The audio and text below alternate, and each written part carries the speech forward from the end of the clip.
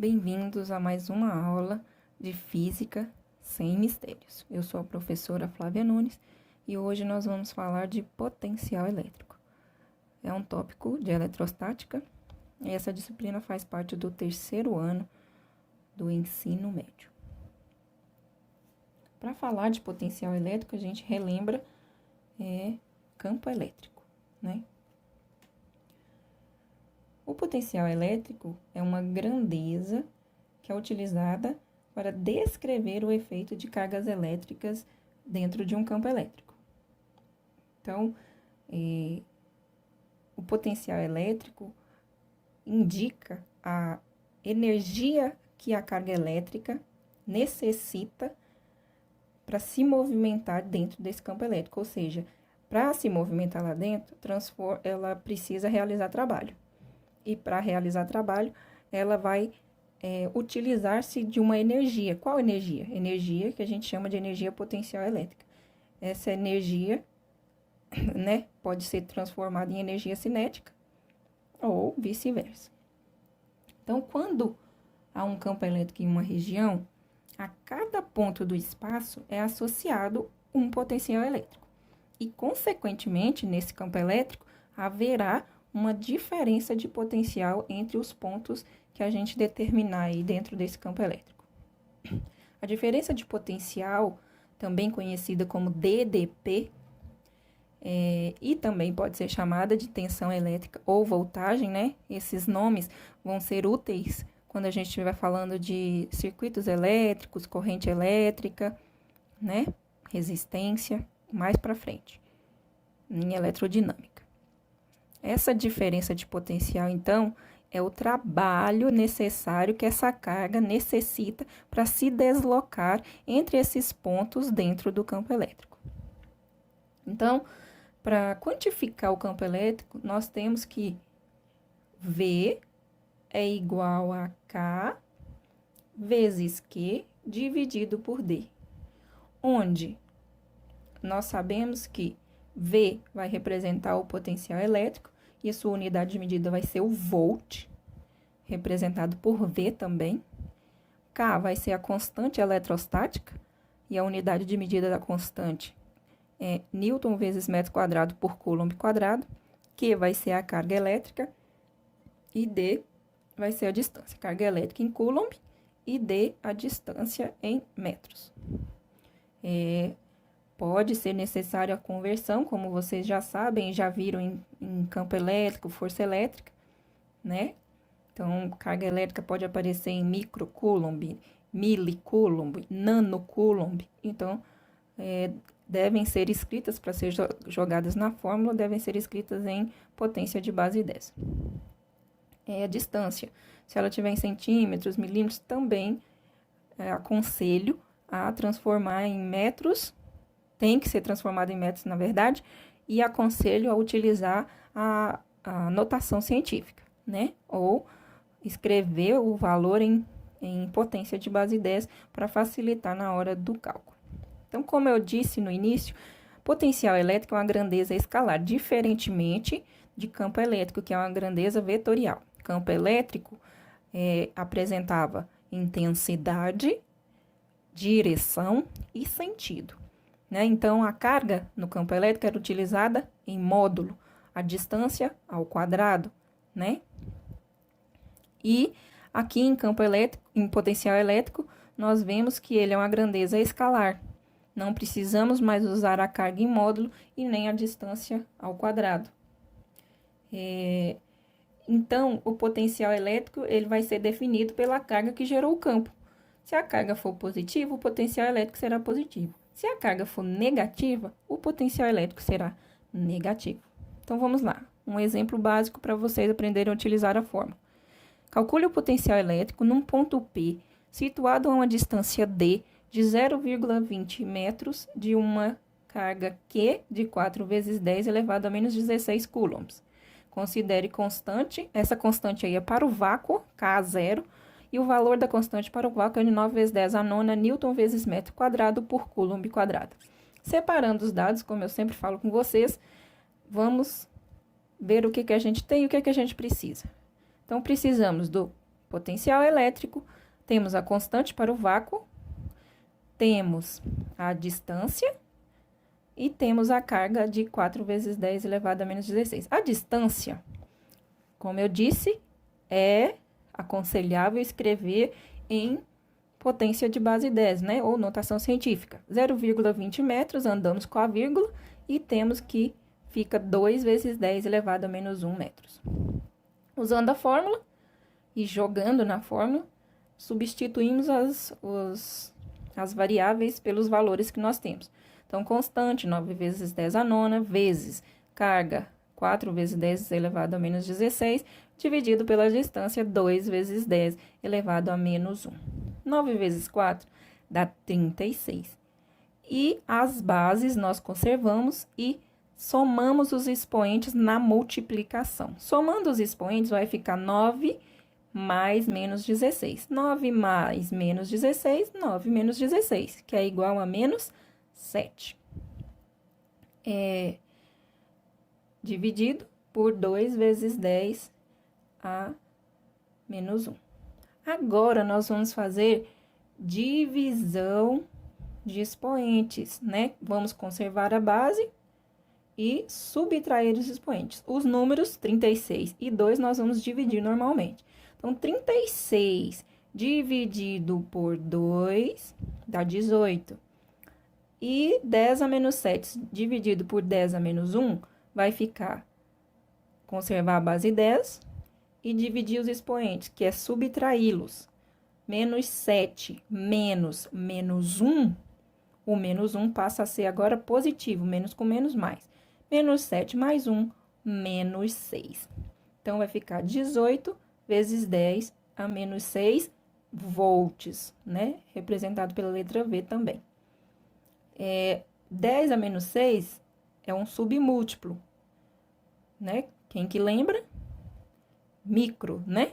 Então, 18 vezes 10 a menos 6 volts é a mesma coisa de 18 microvolts, né? Essa é a nossa resposta. Dos dois jeitos está correto em responder. Vamos relembrar um pouquinho de linhas de campo para poder falar das superfícies equipotenciais, que elas estão relacionadas aqui em potencial elétrico. Então, as linhas de campo também podem ser chamadas de linhas de força. E elas são linhas imaginárias que foram utilizadas para descrever, né, ou para representar o campo elétrico. Então, de cargas geradoras positivas, nós temos um campo elétrico em que suas linhas são chamadas de linhas de afastamento. Por quê? Elas saem da carga. E quando a carga geradora é negativa, as linhas de força são chamadas de aproximação, porque elas apontam para a carga. Como que se definiu isso? Por convenção, foi definido que para representar as linhas de campo em um campo elétrico, as linhas de força em um campo elétrico, utilizaria-se uma carga de prova positiva, só para detectar. A carga de prova é para detectar o campo elétrico. E para representar essas linhas de força, né, por convenção, foi utilizada uma carga de prova positiva. Não quer dizer que não exista carga de prova negativa. Existe sim. Só que para representar as linhas de força de um campo elétrico, utilizou-se por convenção a carga de prova positiva. Então, positivo com positivo, né, um campo gerado por uma carga positiva, lança dentro dele uma carga de prova positiva. Vai ter repulsão. Então, as linhas de força são de quê? Afastamento, né? Dentro de um campo elétrico gerado por uma carga negativa, jogou uma carga de prova positiva, vai ter o quê? Atração. As linhas de força são de quê? Aproximação. Olha que fácil. Muito fácil lembrar, né? Então, vamos ver as configurações entre cargas de sinais diferentes e de cargas de mesmo sinal. Então, essas interações. Cargas de sinais diferentes, nós sabemos que a interação é de atração. E aí, nessa interação, como que a gente representa as linhas de campo, né, ou as linhas de força nessa configuração aí? Se as cargas são diferentes, a interação é de atração E as linhas de força são representadas da mesma forma que a gente falou anteriormente. Para as cargas positivas, as flechas saem da carga. E para as cargas negativas, as flechas vão para a carga, entram na carga. Então, olha para vocês verem a configuração aí. Saem da carga positiva e vão em direção à carga negativa, ou seja, saem da positiva e entram na negativa. Olha lá, a tração e a configuração fica desta maneira. Do nosso lado esquerdo aí, a imagem do nosso lado esquerdo. Do nosso lado direito, nós temos a configuração da interação entre cargas de mesmo sinal. Se as cargas têm o mesmo sinal, a interação é de repulsão. Então, nesse exemplo do lado direito aí, a imagem do lado direito, temos duas cargas positivas. Então, a interação é de repulsão e as linhas de força são de afastamento. Se as cargas, no exemplo, fossem negativas, a única diferença na configuração seria as flechas. As flechas estariam apontando para as cargas. A configuração seria a mesma, repulsão, né? A interação entre elas era de repulsão porque são iguais. Mas se as cargas fossem negativas, as flechas não estariam para fora, estariam para dentro, aproximando da carga. Então, já que relembramos, né, as linhas de campo ou linhas de força, vamos falar das superfícies equipotenciais. As superfícies equipotenciais também são linhas imaginárias representando, né, o potencial elétrico da carga elétrica lançada ali no campo elétrico. Então, nós temos uns modelos aqui do lado esquerdo. Nós temos um modelo de campo elétrico gerado por uma carga positiva. Representamos as linhas de forças com as setas, né?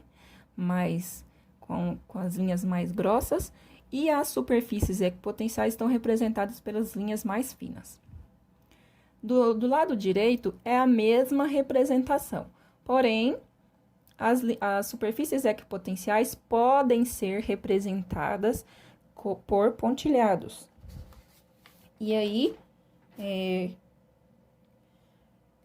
não vai atrapalhar o entendimento, tá? Então, as flechas, né, as linhas cheias, no caso, vamos chamar de linhas cheias, são as linhas de força e as pontilhados, né, os traçados, são superfícies equipotenciais. A linha de força, como vocês podem reparar, é sempre perpendicular à superfície equipotencial. Então, a superfície equipotencial atravessa as linhas de força. Quanto mais próximo da carga, mais intenso é o campo elétrico e maior é o potencial elétrico. Então, por exemplo, se eu lançar uma carga na primeira superfície equipotencial aqui do lado esquerdo, vamos pegar a imagem do lado esquerdo. Se eu lançar uma carga elétrica no primeiro ponto, aí, então eles colocaram ponto superfície A, superfície B e superfície C. Então, a superfície A. Se eu lançar uma carga elétrica em A, depois outra em B e outra em C, a carga que está lançada na superfície A vai ser a carga de maior, né? Vai ser o potencial de maior valor. Vai ter o potencial de maior valor. A que está na linha B já vai ter um potencial menor que A. E a que está na linha C vai ter o potencial menor que B. Certo? Se eu lançar duas cargas na mesma linha, elas terão o mesmo potencial. Por isso, chama-se superfície equipotenciais, ou seja, potenciais iguais, equi de igualdade. Então, qualquer quantidade de cargas que você lançar numa superfície, se for na mesma superfície, as cargas terão o mesmo potencial. Porém, né, quanto mais longe essa superfície se localizar da carga, geradora, no caso, o potencial vai diminuindo, né? Então, quanto mais próximo, maior o potencial. Quanto mais longe, menor o potencial. Certo? Então, nós temos aqui as duas maneiras de representar, né, o campo elétrico e as superfícies equipotenciais entre eles, que podem ser cheias e podem ser pontilhadas, e a representação da interação entre duas cargas. Então, aqui, no desenho do centro, né, na imagem do centro aqui embaixo, temos a interação entre duas cargas positivas, aí vai ser repulsão, as flechas são de afastamento, né? As linhas de força são de afastamento e as superfícies equipotenciais aí, ó, perpendiculares às linhas de força, ok? Vamos fazer um exercíciozinho para a gente entender melhor essa questão do quanto mais próximo, maior, né? Quanto mais longe, menor. Só para aprender melhor. Então, nesse exercício, nós vamos descobrir pela figura, né, qual vai ser a alternativa correta. Então, vamos lá. A figura abaixo representa o campo elétrico criado por uma carga pontual positiva e algumas superfícies equipotenciais. Sobre os potenciais entre os pontos destacados, é correto afirmar que, então, a carga geradora positiva significa que as linhas de força são de afastamento, então os pontilhados ali representam superfícies equipotenciais. Foram lançados alguns pontos, né? Alguns pontos que a gente quer definir os potenciais elétricos nesses pontos. Olha lá. Então, temos que na primeira superfície temos o ponto A, na segunda superfície temos dois pontos, o B e o C, e na terceira superfície nós temos o ponto D. Em ordem crescente, o A é maior, em ordem crescente. O menor é o D. O abaixo do D, crescendo agora, vai ser o B e o C. E por fim, que é o maior de todos, é o ponto A. Então, analisando pelas superfícies equipotenciais, B e C são iguais.